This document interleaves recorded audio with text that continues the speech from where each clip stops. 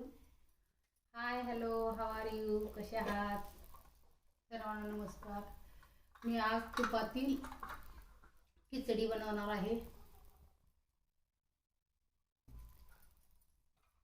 सर्वात प्रथम मी तूप टाकलेलं आहे. 4 ते 5 बारीक चिरलेल्या मिरच्या,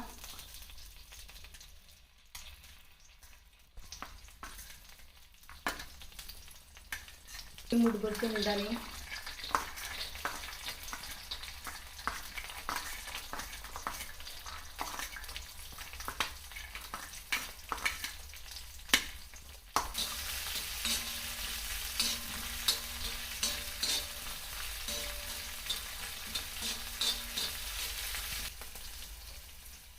त्यामध्ये 2 बारीक चिरलेले बटाटे आहेत.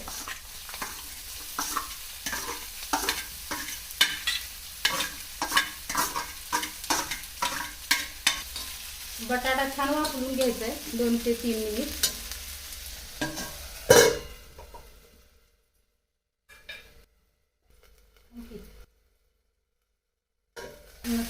वापरल्यावर अजून चांगलं.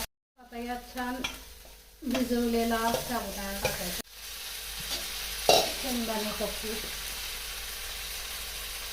भरपूर शेंगदाणे टाकायचं म्हणजे छान खुसखुशीत.